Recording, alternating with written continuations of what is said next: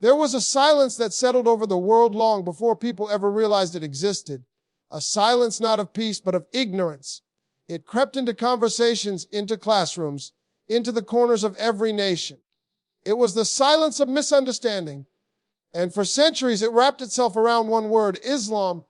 People spoke of it with conviction, but without comprehension. They feared what they never tried to understand.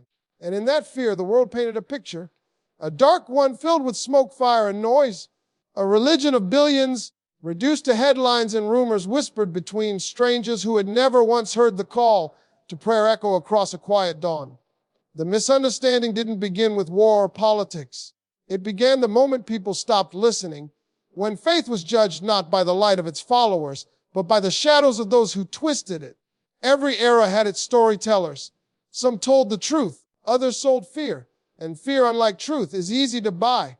The media learned that lesson well. They discovered that one explosion was louder than 1,000 peaceful prayers. That one angry face on television could drown out millions of smiles behind doors opened in kindness. So they broadcast chaos, and the world believed that chaos was the faith itself. But behind the noise, there were people. Quiet souls who prayed not for power, but for mercy. Mothers whispering verses over their children's heads. Men breaking bread with strangers in the name of peace. Women whose strength came not from rebellion, but from patience, dignity, and devotion. Yet their stories never made it to the screen. And as the years passed, the misunderstanding grew like a shadow stretching across generations. Children born into confusion. Teenagers apologizing for beliefs they barely understood. Old men sitting in silence, remembering a time when the word Muslim meant neighbor, not enemy. Every prayer, every act of compassion, every tear shed in secret, all of it went unseen, unheard, because the world was busy watching something else, watching what confirmed their fears instead of what challenged them. The truth was never hidden. It was simply ignored. It sat in plain sight, in the words of the Quran that spoke of mercy, justice, and forgiveness. But to see it required more than eyes, it required heart, and the world had hardened its own. And yet, every day, somewhere, a small crack appeared in the wall of misunderstanding. A man who once mocked began to ask questions. A woman who once feared started to listen. And in that moment, truth began to whisper again. Not in headlines, but in hearts. You see, Islam was never meant to be understood through noise. It was meant to be felt in silence, in the stillness before dawn, when the world is asleep and a believer bows down to the unseen, confessing weakness and seeking strength. That moment, that whisper between a soul and its creator, that is where the truth lies. But the world doesn't see that moment. It sees only what burns, never what heals. It sees what divides, never what unites. The misunderstanding of Islam was never truly about religion. It was about perception, about the refusal to look deeper, to look past culture, politics, and propaganda and see the human being behind the label. Because if the world ever truly looked, it would see something terrifyingly beautiful. It would see that the same faith it feared was the same faith that taught millions to forgive, to feed the hungry, to care for the orphan, to love the stranger. It would see that Islam was never a threat, only a mirror. And in that mirror, humanity saw its own failure to understand.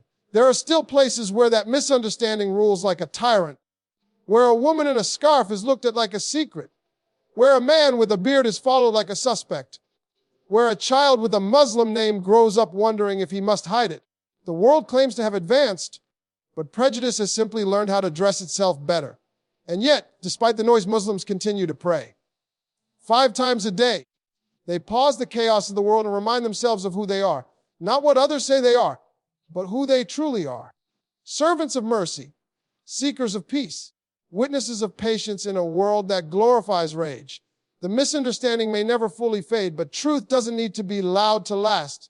It only needs to be constant, like the call to prayer, echoing through centuries, through pain, through exile and suspicion, still calling the world towards something higher. And maybe one day when the noise finally dies down, the world will listen. And in that silence, they'll understand that Islam was never the enemy of peace. It was the reminder of it, a call not to war, but to awakening, not to division, but to discipline, not to hate, but to humility. Until then, the story continues, quiet, misunderstood, and unwavering, because truth doesn't need an audience, it just needs time. And time did come, slowly, like the first light breaking over a ruined city. But it wasn't mercy that arrived first. It was the test before it. The misunderstanding hadn't disappeared. It had evolved. It wore new clothes now, sharper, digital silent. Lies didn't march through streets anymore. They floated through screens, disguised as truth. A new kind of war began, not with bullets, but with beliefs.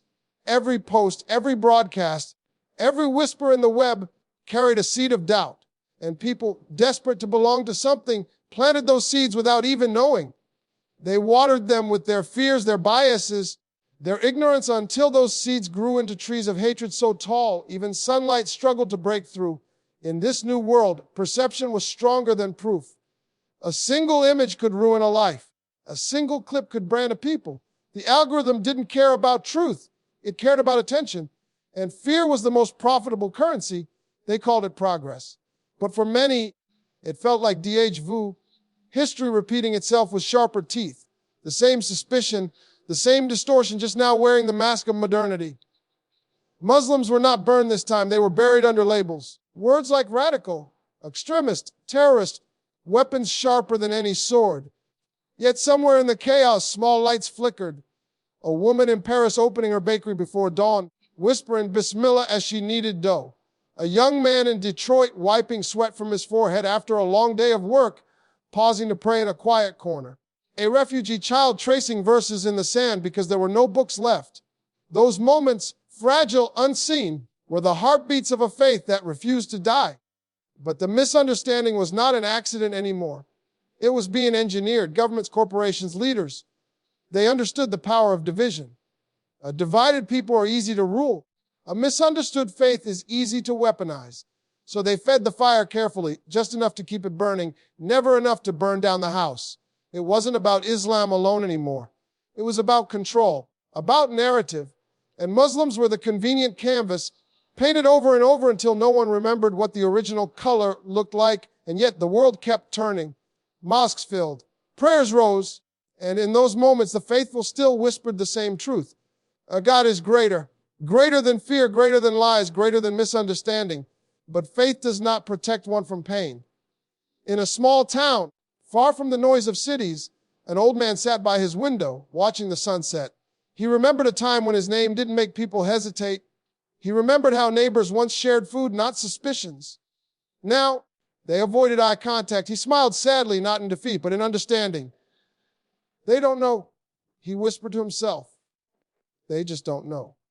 In another part of the world, a young girl pulled her hijab tighter as she walked into a classroom. Every eye turned to her, some curious, others cold. She sat quietly, heart pounding, pretending to read.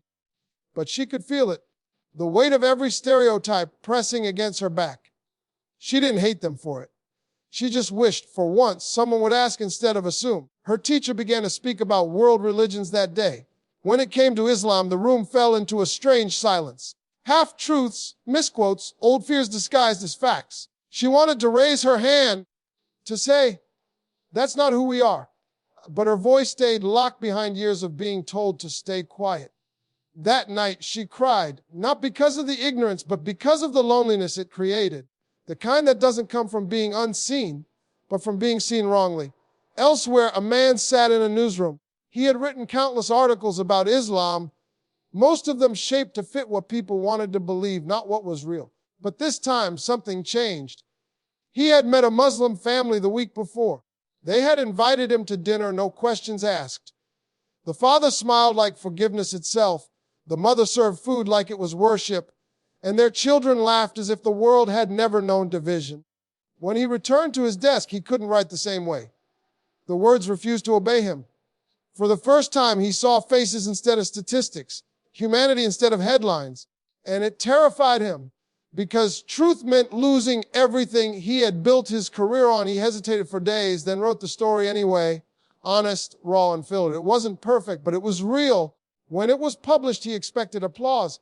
Instead, he received hate, accusations, threats. Because truth in a world built on misunderstanding is rebellion. But that article reached someone, a reader in another country, a teacher who decided to change her lesson plan, a student who finally felt seen. One truth led to another quietly. No fire, no speech, just a slow ripple of awakening. The world didn't notice, but heaven did. Still, darkness doesn't fade easily. There were those who thrived on division, those who whispered to the fearful that understanding was surrender. That coexistence was weakness. They built entire empires on suspicion, and they feared nothing more than a world that might one day see clearly. So they doubled their efforts. Every act of violence by a lost soul became the face of Islam. Every act of mercy by a Muslim was ignored. They rewrote history in real time, turning victims into villains and silence into guilt. But they forgot one thing: truth is patient. It waits. In the ruins of cities torn apart by propaganda, in the whispers of exiled scholars, in the tears of mothers burying their sons, truth waited.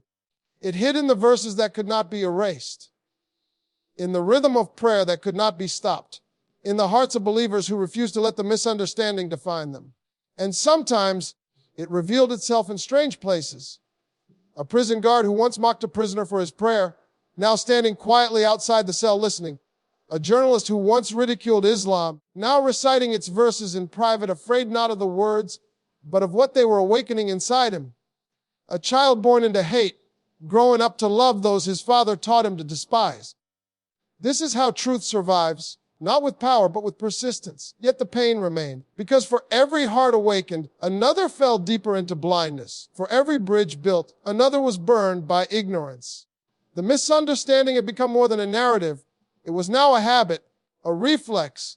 The world didn't even realize when it was lying anymore. It had been doing it for too long. And still, 5 times a day, across deserts and oceans, towers and trenches, the call to prayer echoed, sometimes drowned by bombs, sometimes muffled by politics, but always there, constant, defiant, eternal.